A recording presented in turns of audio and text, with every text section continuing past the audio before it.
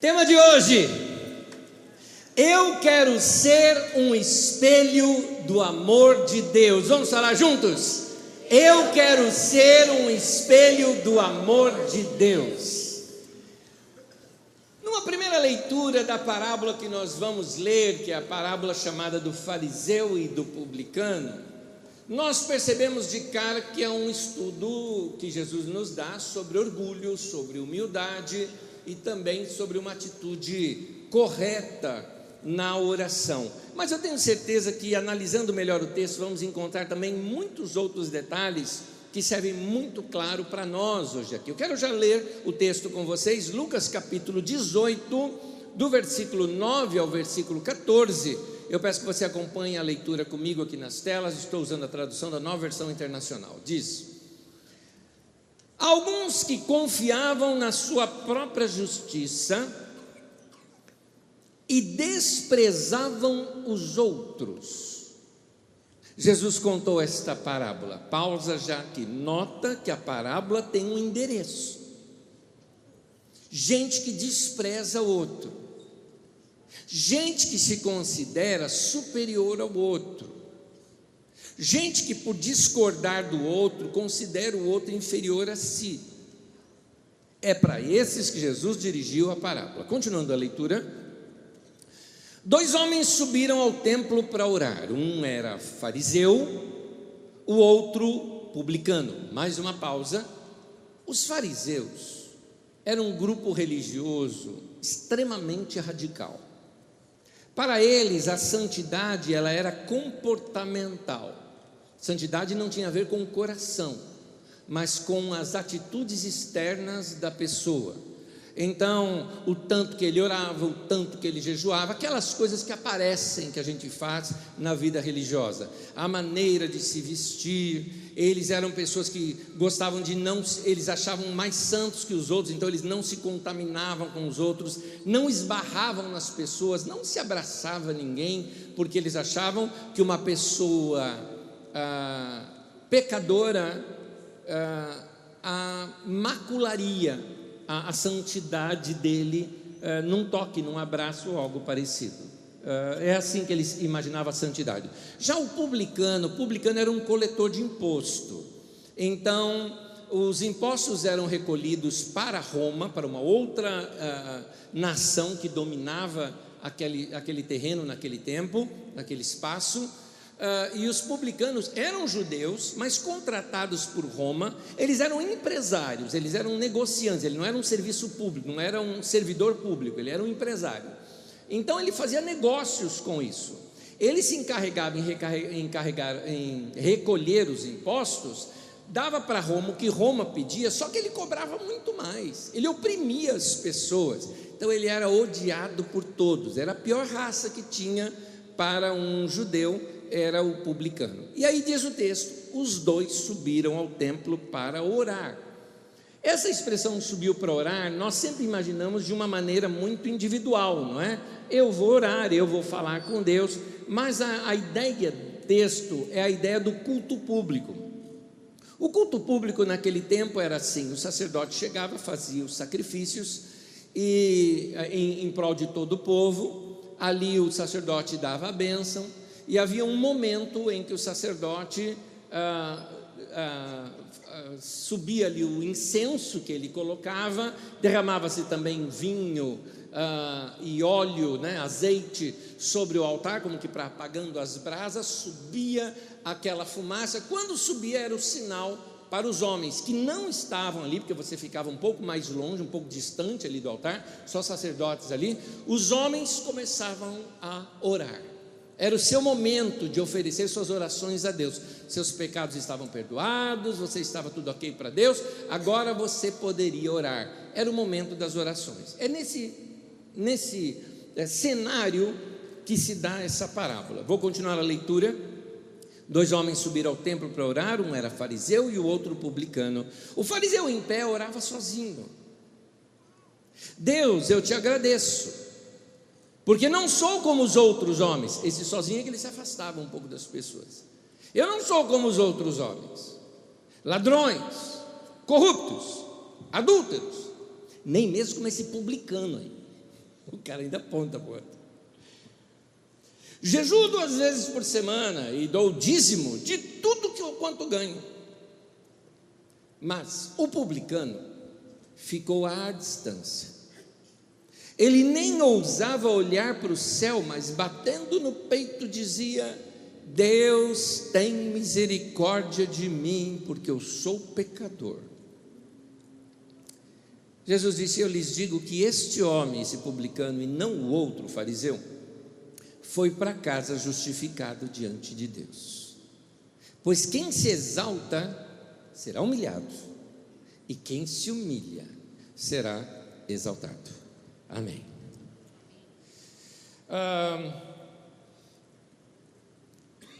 Os dois sobem juntos com a multidão para orar. No entanto,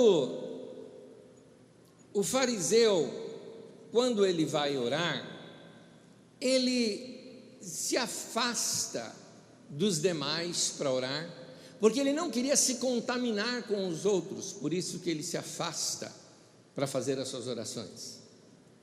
E ele ora.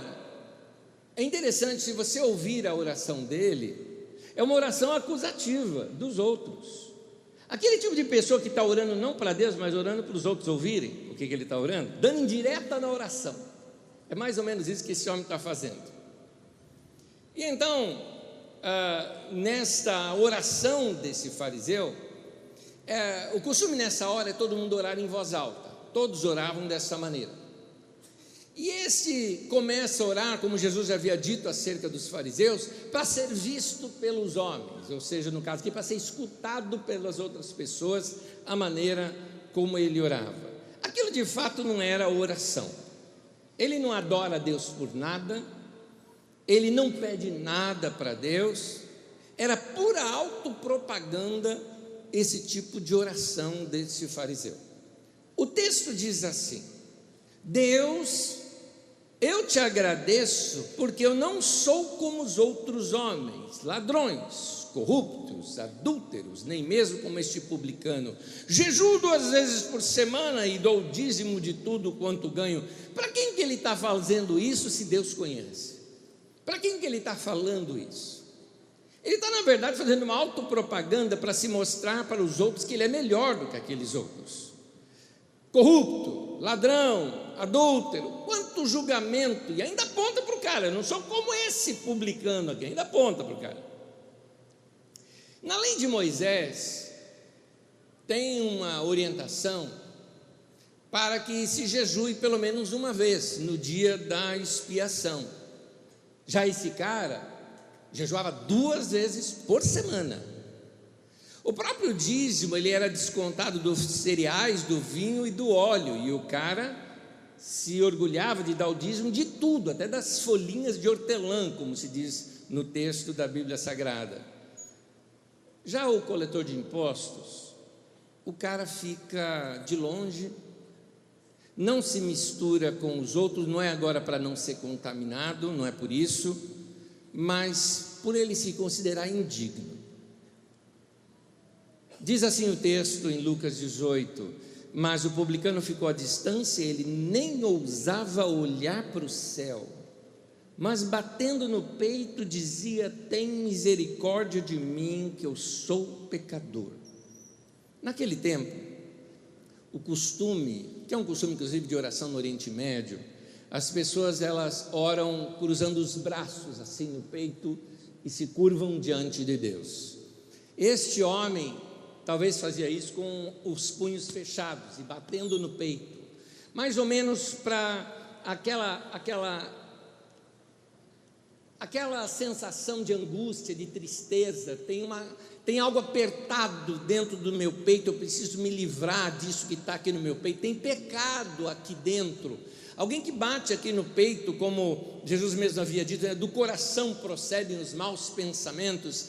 Então a ideia deles era essa: Deus, tira daqui, espreme isso para fora, tem misericórdia de mim. Na verdade, o texto original fala: faça uma expiação por mim, ou seja, perdoe os meus pecados, me lava a alma, limpa meu coração.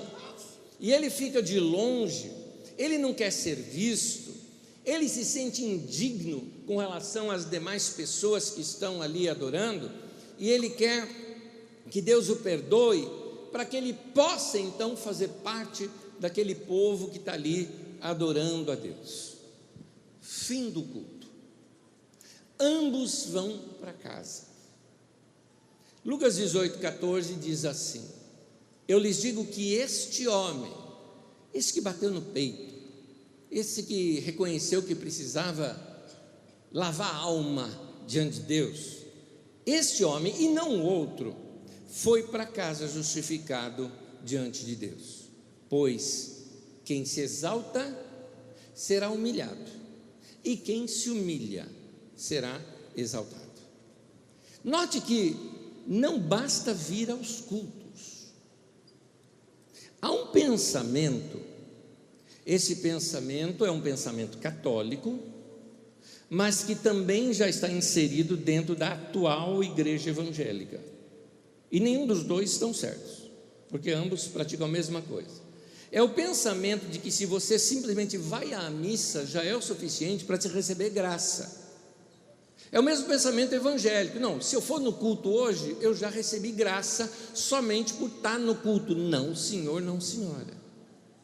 Não é só por você estar aqui que resolveu a sua situação diante de Deus. Se você não abriu o coração como esse fariseu, ele foi ao culto, ele participou do culto, ele fez orações e não saiu justificado diante de Deus.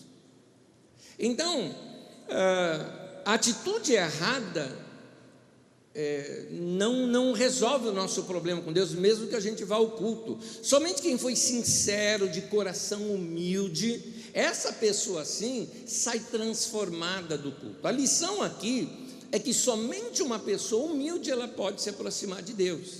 O arrogante não se aproxima, ainda que ele fale com Deus, ainda que ele faça suas orações. Aquilo é só show, é só aparência externa.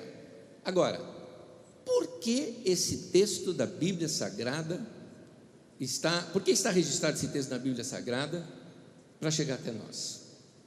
Aliás, outra pergunta até para nós: por que, sob orientação de Deus, acredito ter escolhido esse texto para falar com a gente hoje aqui? É porque nós precisamos, queridos, começar a prestar atenção na maneira como nós estamos vivendo e como o mundo está nos vendo. Talvez a nossa vida e o nosso comportamento religioso com as pessoas da nossa família, com as pessoas do nosso trabalho, com gente com quem a gente relaciona no dia a dia, pode estar sendo vista pelos demais tão repugnante como aquele fariseu dessa história. Aos olhos da nossa sociedade, nós podemos estar como grupo agora, não só individual, mais parecido com os fariseus do que com publicanos. E aqui eu chamo a atenção principalmente à igreja evangélica dos nossos dias, que eu confesso para vocês, tenho tido vergonha muitas vezes de dizer para alguém que eu sou evangélico, porque já se criou um estereótipo de evangélico na sociedade, de alguém arrogante, de alguém dono da verdade, de alguém corrupto, porque eles apoiam corruptos publicamente, e não se retrata por isso, pelos corruptos que apoiaram. Então, eu me chateio pelo fato de que antes, quando eu era criança, não se chamava esse negócio de evangélico. Esse nome evangélico é coisa recente, é década de 80, final de 80 para cá, é que começaram. Antigamente a gente chamava de crente. É crente, é o que crê, é o que acredita. Quem olhava para os crentes, olhava assim, eles são meio estranhos, mas são gente boa. São gente boa. Eu me lembro quando eu era criança, quando o pastor da igreja dos meus pais passava na rua de casa, Por exemplo, tinha um senhor que ele usava uma boininha assim na cabeça, sempre andava de chapéuzinho aquele senhor. Quando o pastor passava, ele tirava o chapéu, punha aqui e cumprimentava o pastor, porque era visto como alguém que tinha uma vida santa, que tinha uma vida de orientação boa para a sociedade. A igreja era muito bem vista no bairro, era interessante isso. Os crentes eram sinônimo de gente boa, pelo menos era assim que meus pais viviam. Eu me lembro dos meus pais, na sua maneira simples de viver o cristianismo. Uma das coisas que meu pai fazia muito, lá em casa tinha muitos pés assim de frutas, né? Muitos mesmo. Abacate, abacateiro cheio, manga cheio, banana, plantavam muitas coisas lá. E meu pai sempre plantava em abundância, pegava aquilo tudo em época de colheita, recolhia aquilo tudo, punha naqueles carrinhos, né, igual carrinho de pedreiro, aquelas carriolas, saía de casa em casa, lá batia palma lá, ô vizinho, tudo bem e tal, vem cá. E não era para vender não, falou, isso aqui é que eu queria repartir um pouco da riqueza que Deus me deu com você também, pega umas frutas aí para tua família. E todo mundo gostava do seu Mané, porque era uma pessoa gentil, boa gente, que convivia bem com as pessoas de fora. Assim eram os pastores da igreja, assim era a liderança da igreja. E era interessante, época que tinha assim festividade na igreja, que a gente convidava os vizinhos, todo mundo ia, por causa que a igreja era uma coisa simpática. Agora, hoje em dia, pastor hoje em dia está mal falado. Eu sei. Uma vez eu estava fazendo uma situação profissional minha, não tinha nada a ver com a igreja, uma situação profissional, estava numa mesa de negociação, terminamos ali as negociações. A hora que terminamos, um cara assim, sabe aquela puxando o assunto, tal, aquela gentileza para não acabar a reunião seca, ir embora, né, tocar alguma coisa. Falou, rapaz, minha mulher agora virou evangélica. Eu achando que era coisa boa, falei, é mesmo? Conta. Falou, eu, hein? Que isso? Lá não vou lá nunca. Dá dinheiro para aquele sem vergonha lá? Não vou. Esse pastor é tudo sem vergonha, né? Aí eu fiquei assim olhando para a cara do cara, falo, não falo. Nem toda história tem final feliz, tá? Essa eu não falei. Eu não encontrei meio para falar. Deixa para lá. Deus, não consegui. Essa eu não consegui. E aí o que você faz numa situação dessa? Então, a igreja precisa mudar, porque ela está mais parecida hoje com esses fariseus religiosos, que parece que vive para Deus, mas que não tem nada a ver com relação com o povo, do que propriamente o que Jesus ensinava. Se nós queremos alcançar as pessoas nos nossos dias com o amor de Deus, nós precisamos criar uma ponte entre nós. Precisamos criar pontes de conversas com as pessoas, porque é interessante, olha só, Jesus tinha essas pontes, Jesus falava coisa do dia a dia. Vou te dar aqui uma lista de assuntos. Jesus, por exemplo, se adequava ao assunto que estava no momento. Por exemplo, Jesus está conversando com um cara que era filósofo, ele fala em termos de teologia e filosofia de novo nascimento, lá em João capítulo 3. Em João capítulo 4, ele está na beira de um poço falando com uma mulher, ele fala, na beira do poço, ele fala de água da vida. Em João capítulo 5, Jesus conversa com um homem que estava doente, ele pergunta para o homem, você quer ser curado? Em João capítulo 6, um povo faminto no deserto, Jesus começa a usar a linguagem de eu sou o pão da vida. Então Jesus usava uma linguagem adequada ao meio em que as pessoas estavam. Quando nós vemos outros seguidores de Jesus, você pega Paulo, por exemplo, Paulo está entre os atenienses, nós estamos falando de gente que é versada na filosofia. Paulo cita 2 filósofos ali entre eles no seu discurso, mostrando que conhecia bem a cultura daquele povo. Quando Paulo escreve para Tito sobre os cretenses, ele cita uma frase que a gente não sabe se é de poesia ou de música, lá de Creta. Inclusive ele cita um cretense dizendo uma determinada frase ali entre eles e dizendo que aquilo era verdade, o que aquele cretense estava dizendo. Paulo conhecia a cultura cultura das pessoas. Seria o mesmo do que Paulo chegar aqui, está pregando aqui para nós, falando aqui para nós, dizer assim para a gente, como diz a letra da música de Tom Jobim, e citar, a gente falou, o cara conhece a nossa cultura? Então você nota que os cristãos, os primeiros cristãos, baseados no que aprenderam de Jesus, ou que viram no modelo de Jesus, sabia falar a linguagem do povo, sabia se comunicar com o povo, tinham pontes que ligavam o mundo deles ao mundo desse povo. Agora, o que a gente vê hoje, às vezes, nas igrejas evangélicas, são as pessoas fazendo críticas do que nada entendem. Por que a gente tem tão poucos, por exemplo, gente crente em lugares como as universidades federais ou as universidades estaduais? Aí você vem com esse papo de que essas universidades só desviam os nossos jovens para o ateísmo. Por quê? Porque o ateísmo é a melhor coisa, mais inteligente que eles veem naquele lugar. É por isso. Eles estão em busca de estudo, estão em busca de respostas, mas a gente não dá resposta nenhuma, fica só criticando. A gente não sabe dialogar acerca do assunto. As pessoas vão para o ateísmo porque acham mais inteligente. É por isso. Então a igreja precisa mudar esse comportamento. Por muitos anos eu ouvia coisas, por exemplo, eu ouvia coisas assim no meio da igreja, porque esses cientistas, eles vão ver só a glória de Deus, como se cientista fosse do diabo. Aí eu tenho um filho agora em casa que é cientista, eu vou dizer, meu filho é do diabo? Porque é um cara que está querendo estudar, um cara que está querendo conhecer um pouco mais, um cara que quer estudar um pouco mais, agora por causa disso ele não pode acreditar em Deus e ter relação com Deus? Então nós precisamos repensar a maneira como nós estamos pregando o Evangelho. A igreja evangélica precisa se arrepender dos seus pecados.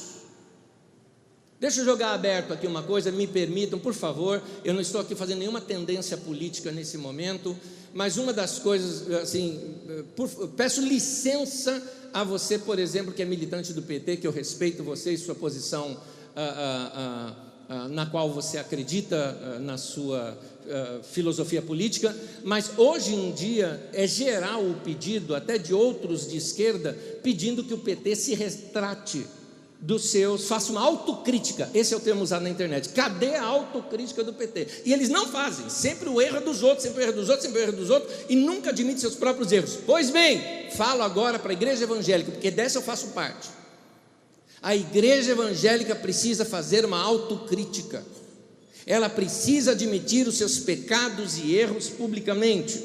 A igreja evangélica brasileira precisa se arrepender dos seus pecados, dos pecados dos seus pastores, precisa se arrepender, que usaram e abusaram da sua autoridade, principalmente em época política. Gente que hoje está presa, acusado aí de tantos roubos, nos púlpitos das igrejas estava sendo referido como gente inteligente, como gente cristã, como nosso irmão na fé, para votar nele. Estou falando de Eduardo Cunha, estou dando nome aos bois, que subiu aí no púlpito de um monte de igreja, de um monte de pessoas que pegaram publicamente e o elogiaram, publicamente mandaram o povo votar neles. Os pastores precisam se arrepender deste pecado. Nós precisamos nos arrepender do pecado dos nossos deputados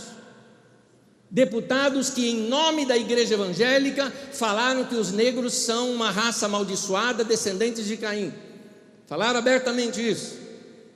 Do pecado de deputados evangélicos que disseram que nunca teve escravidão no Brasil, de que nunca teve pecados. Eu estou falando isso porque nós estamos agora na semana para nós lembrarmos da consciência negra. No Brasil inteiro, esse tempo é para nós nos lembrarmos que esse país oprimiu os negros e paga por isso hoje dos seus pecados.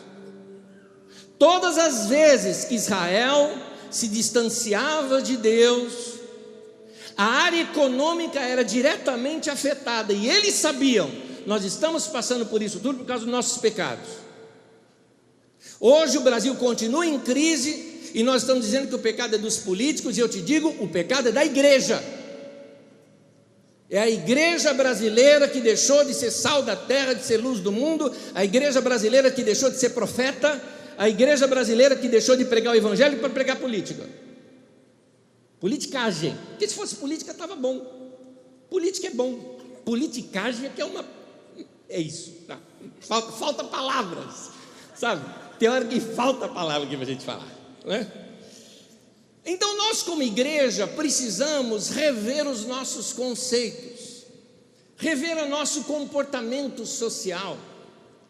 Queridos pais, vocês correm o risco de perderem os seus filhos, aquilo que a gente pregava antigamente, para o mundo, porque eles vão ver que às vezes entre as pessoas que não seguem o evangelho como você, tem mais acolhimento, tem mais conversa, tem mais diálogo, mas de nossa parte nós somos moralistas, nós somos os certinhos, portanto nós estamos mais parecidos com o fariseu da história do que com o publicano da história.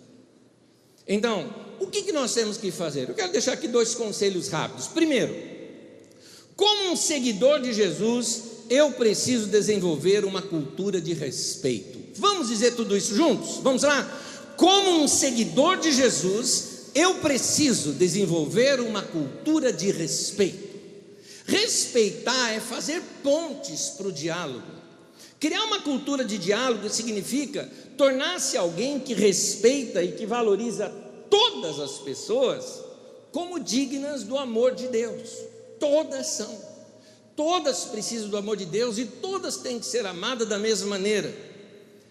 Muitas vezes nós criticamos, por exemplo, quando nós criticamos outras religiões e achando que só a nossa está certa. Deixa eu explicar uma coisa. Ninguém procura uma religião para fazer o mal. Se uma pessoa está buscando uma religião, seja ela de acordo com a sua doutrina ou com a minha, no caso, ou não, essa pessoa está querendo alguma coisa. O que é religião? É uma busca do homem em se relacionar com Deus. Se aquilo está de acordo com a Bíblia ou não, é outro assunto, é outra discussão. Só estou te falando da atitude de coração. O que eu quero te mostrar é o seguinte: nós precisamos entender que pessoas de outras religiões não são nossos inimigos. Não são. Precisamos criar pontes para conversar com essas pessoas. Olha só, por exemplo, na Bíblia Sagrada, a elegância de Paulo, apóstolo, do modo como ele trata os atenienses. Veja aqui comigo Atos 17, versículo 27 e 28, olha o que o texto diz. Deus fez isso para que os homens o buscassem e talvez tateando, ou seja, indo aqui, ali, por aqui, pudessem encontrá-lo, embora não esteja longe de cada um de nós, pois nele vivemos, nos movemos e existimos. Como disseram alguns poetas de vocês, também somos descendência dele. Para quem Paulo está pregando? Paulo está pregando para filósofos gregos, ali no Areópago, lugar onde Platão, Aristóteles, o possível Sócrates, tenha ali repartido sua sabedoria e tantos outros. E Paulo nesse momento diz assim, olha aqui no texto: embora ele não esteja longe de cada um de nós. Note, ele não estava na igreja, porque aqui eu posso falar, gente, Deus está aqui, e todo mundo, aleluia, nós estamos na igreja. Paulo estava num lugar onde não havia nenhum cristão, e ele está falando, Deus está aqui, Deus está perto dessas pessoas. E ele diz que essas pessoas tateando vão encontrá-lo. Num dos papos que eu tive ontem, por exemplo, com meu filho mais novo, falando com ele sobre busca da verdade, busca por conhecimento, eu falei para ele uma mesma frase que disse para o meu mais velho. Eu falei, filho, nenhuma busca pela verdade vai te levar para longe de Deus. Se Deus é a verdade, pode buscar a verdade, pode questionar tudo, pode perguntar tudo. Não tenha medo de ter dúvida. Se você tem dúvida, fala. Você não é obrigado assim, está escrito, você tem que acreditar. Não, mas eu tenho dúvida. Não pode ter dúvida. Deus só está falando. Sabe aquela coisa assim? Cala a boca, moleque. Não é assim, gente. Não é assim. Os discípulos de João Batista se aproximaram de Jesus e falaram: é o Senhor mesmo? João Batista manda perguntar: é o Senhor mesmo que haveria de vir ou nós temos que esperar outro? Espera aí, gente, é João Batista, é o cara que disse: esse é o Filho de Deus, e esse daqui eu não sou nem digno de amarrar a sandália do cara. Agora estava com dúvida o João Batista, se Jesus era mesmo que haveria de vir ou não. E o que Jesus faz? Você acha que Jesus tratou com arrogância? Do tipo assim, geração incrédula, ele que se vire para aquele. Não, Jesus pegou os caras e falou: vem cá, vou te mostrar. Olha esse daqui, ele era uma pessoa que estava enferma, tudo mais. Esse aqui era cego, está vendo agora, é o reino de Deus libertando essa pessoa. Olha que os pobres, a eles é anunciado o evangelho do reino. A vida dessas pessoas está mudando de perspectiva por causa das coisas que eu tenho ensinado. E ele começou a mostrar, e os discípulos de João Batista ficaram encantados com a simpatia, com a gentileza, com a explicação que Jesus deu a eles. Pronto. Então, nota que essa é a maneira que nós devemos tratar as pessoas, por exemplo, que são de uma outra religião, as pessoas que pensam diferente da gente. Deus tem agido nos bastidores em todas as culturas, e segundo esse texto que você está vendo aqui na tela, ele está ali presente, e nós podemos encontrar indícios da verdade de Deus em qualquer lugar, e construir pontes que possibilitam uma conversa sobre o amor de Deus. Quem tem dúvidas sobre a nossa fé não é nosso inimigo. Dúvida pode ser fruto de honestidade, de sinceridade, porque algumas pessoas simplesmente eles não conseguem engolir algumas situações, eles são simplesmente sinceros e honestos. Vamos voltar aqui alguns anos, menos de 100 anos atrás, na Índia, os cristãos ali, que eram os ingleses, oprimiam aquele país. Oprimiam aquele país, oprimiam o comércio daquele país. E quando aquele país, querendo liberdade econômica para si, resolveram fazer o seguinte: uma greve.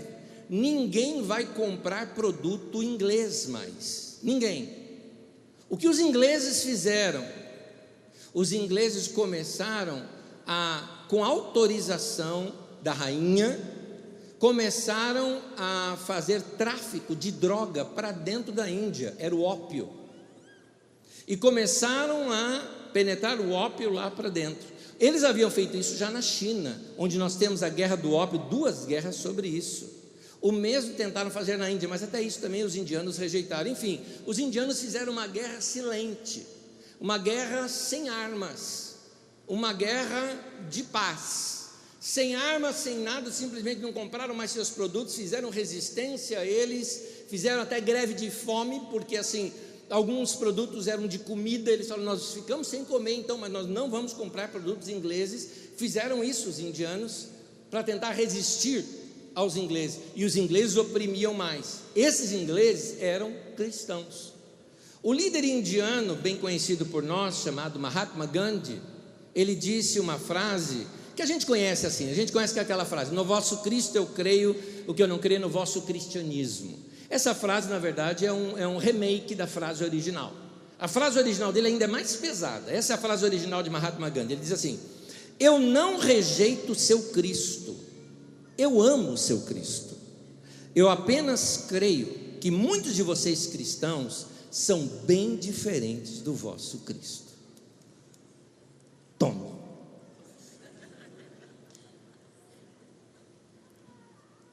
Quando algumas pessoas questionam algumas posturas hoje, assim, da igreja evangélica, será que eles não têm razão? Será que não tem razão? Eu não engulo, por exemplo, esse estereótipo de evangélico que é passado pela televisão. Eu não engulo, gente. Eu não sou aquilo lá, não.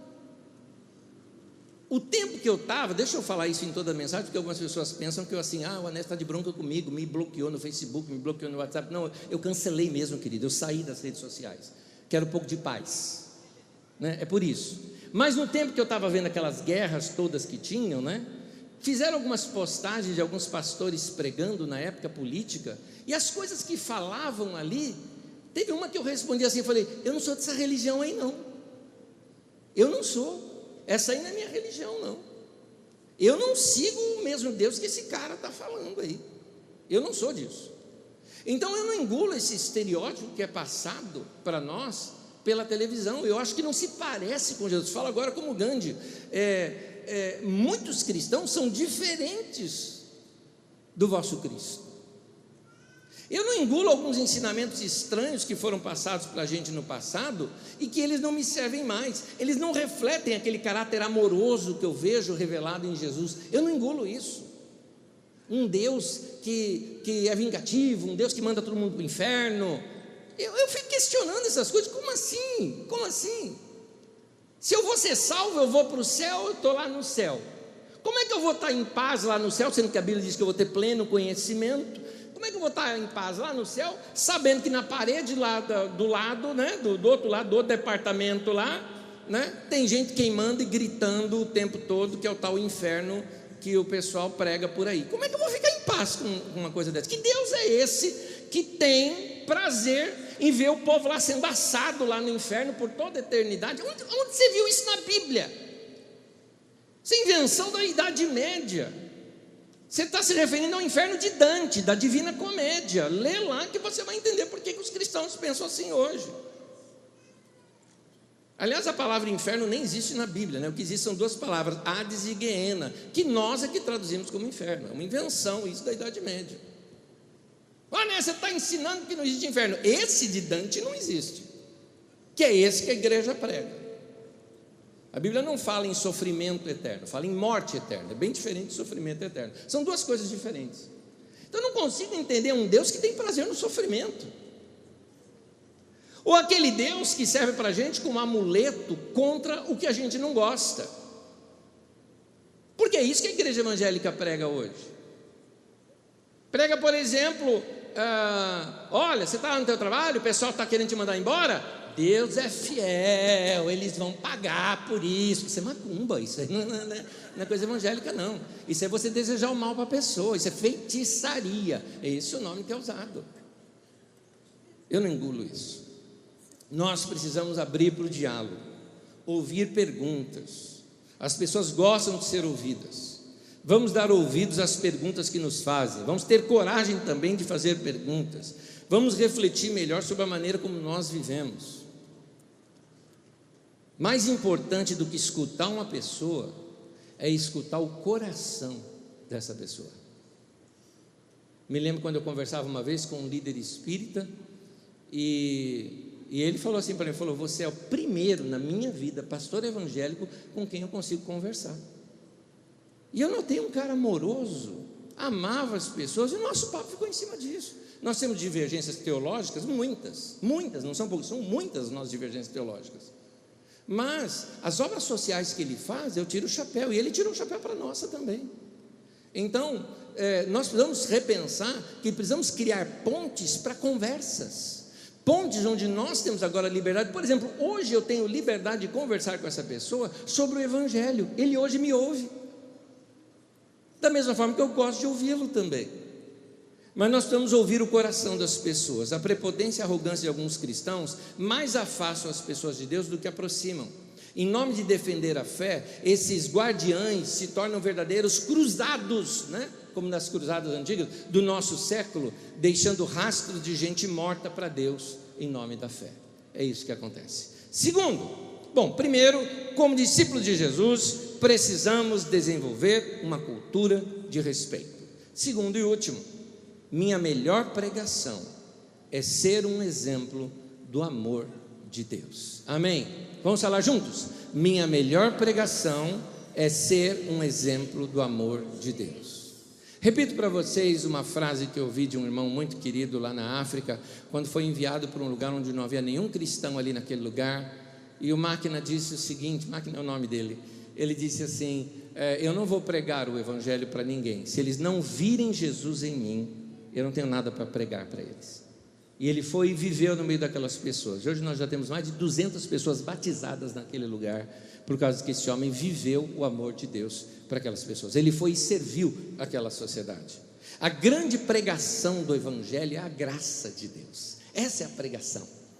Os nossos olhos têm que transbordar graça, nossos olhos têm que passar aceitação, misericórdia para com as pessoas, aceitar as pessoas do jeito que elas são, vamos amá-las, vamos fazer algo por elas.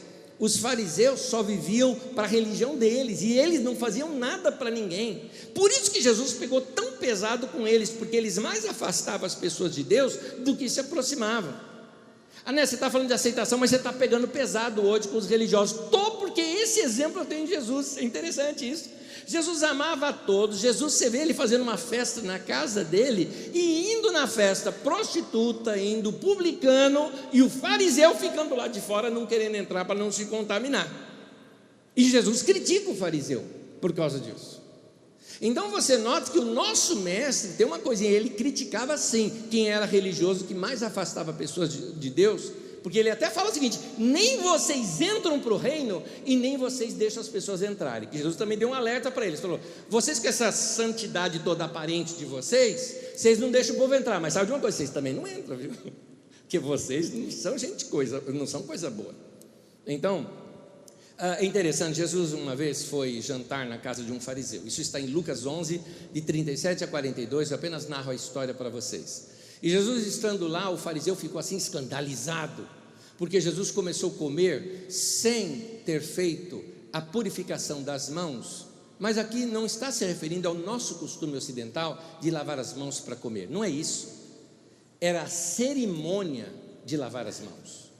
Havia um cerimonial em que eles pegavam a água aqui, levantavam e deixavam escorrer até os cotovelos, faziam isso algumas vezes, e isso era uma cerimônia da lavagem das mãos. Para quê? Não tinha a ver com higiene, não, tinha a ver com purificação religiosa. A ideia deles era que a pessoa precisava se lavar para não contaminar, né? Para não contaminar com o pecado. Não tinha a ver com contágio de higiene, tinha a ver com pecado.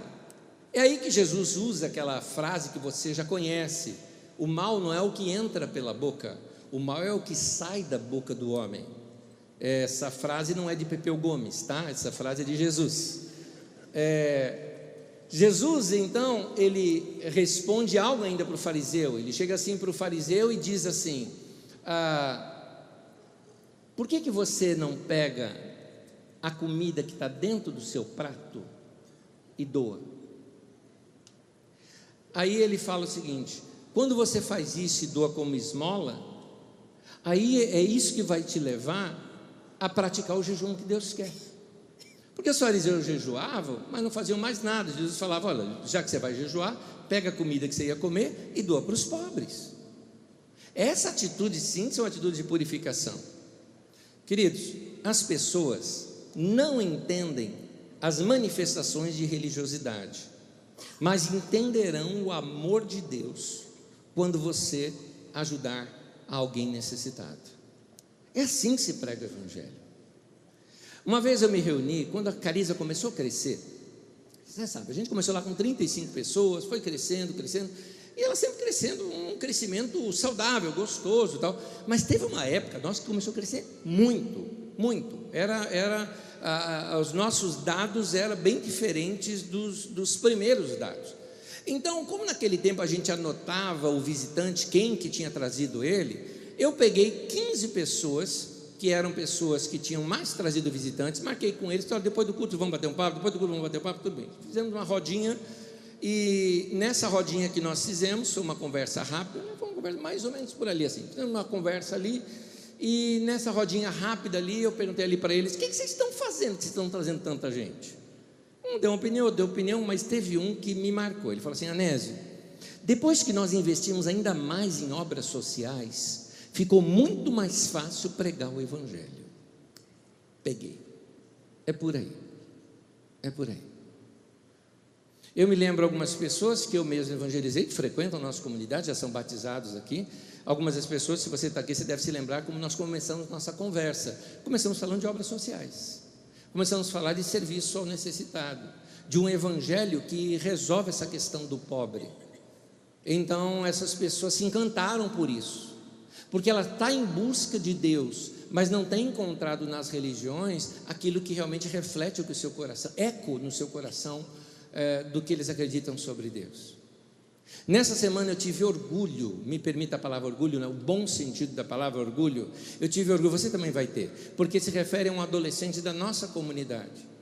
Um adolescente da nossa comunidade, ele fez algo, ele tinha lá o troquinho que os seus pais davam para ele tomar o lanchinho na escola, e naquele dia ele teria prova no período da tarde, então ele foi de manhã para a escola, ele teria que emendar no período da tarde, e uma das coisas que ele fez foi o seguinte: por 2 dias consecutivos, ele deixou de comer o seu lanche para guardar aquele dinheirinho. No terceiro dia, também juntando aquele dinheiro do terceiro dia, ele saiu da escola, que ele tinha essa liberdade para sair para comer, porque tinha acabado as suas aulas, ele sai da escola, depois ele volta para a escola, só que ele ficava lá perto da escola, que não morava perto.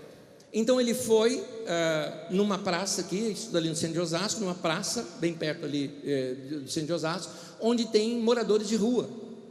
Ele foi, comprou 2 lanches, foi até esses moradores de rua e deu para eles. Só que antes disso aconteceu o seguinte: ele foi na praça e tinha um crente lá pregando, e essa pessoa estava pregando e ninguém estava ouvindo ele.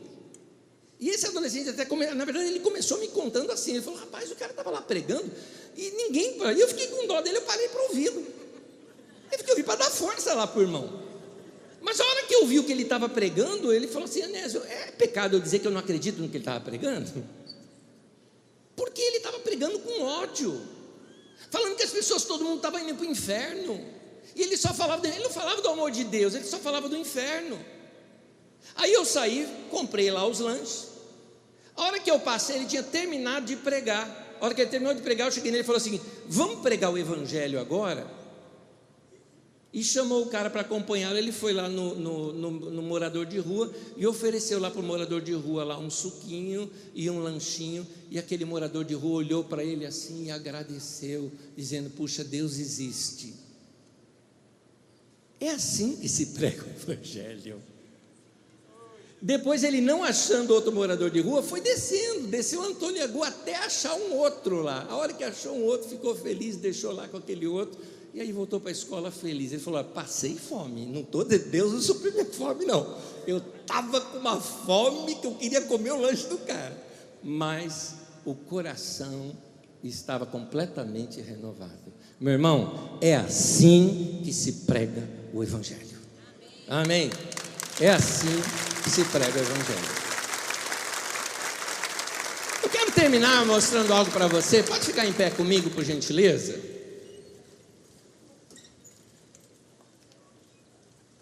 Leia isso comigo, veja, acompanhe essa leitura. Se você ficar esperando até conseguir fazer uma obra grandiosa que abençoe a muita gente, o tempo vai passar e você vai acabar não fazendo nada para ninguém. Às vezes nós ficamos esperando fazer uma grande obra na vida da gente. Eu quero crescer profissionalmente, o dia que eu tiver a minha empresa eu vou contribuir para questões sociais. Querido, legal, um dia você faz isso, mas se você ficar esperando esse dia chegar, o tempo vai passar e você pode acabar não fazendo nada para ninguém. Começa a fazer para o próximo. Jesus, aquilo que eu falo, amar o mundo é fácil, mas Jesus mandou amar o próximo. Ama o próximo. Não é o quanto damos que conta, mas o quanto de amor a gente coloca ao dar. É a sua atitude quando você contribui, quando você dá, quando você faz algo. Hoje, quem pregou o evangelho aqui para nós foi um rapazinho da nossa comunidade de 15 a 16 anos de idade, vivendo o evangelho com esse exemplo que nos deu. Faz isso, meu irmão, faz isso. Eu leio 2 textos e termino. Salmo 41, versículo 1 ao 3. Felizes são aqueles que ajudam os pobres, pois o Senhor Deus os ajudará quando estiverem em dificuldades. O Senhor o protegerá e preservará a sua vida. Ele o fará feliz na terra e não o entregará ao desejo dos seus inimigos. Se estamos doentes e acamados, o Eterno é o nosso enfermeiro. Ele cuida de nós até a recuperação. Amém. Último texto. Bem-aventurado os misericordiosos. Vamos falar juntos? Bem-aventurado os misericordiosos, porque alcançarão misericórdia. Que Deus nos dê coração misericordioso, olhos bondosos, ouvidos acolhedores. A igreja tem que ser assim. Que as pessoas, diferente do que Gandhi disse para aqueles cristãos, dizendo: vocês não se parecem com o Cristo que vocês pregam. Que diferente disso, sejamos confundidos com Jesus.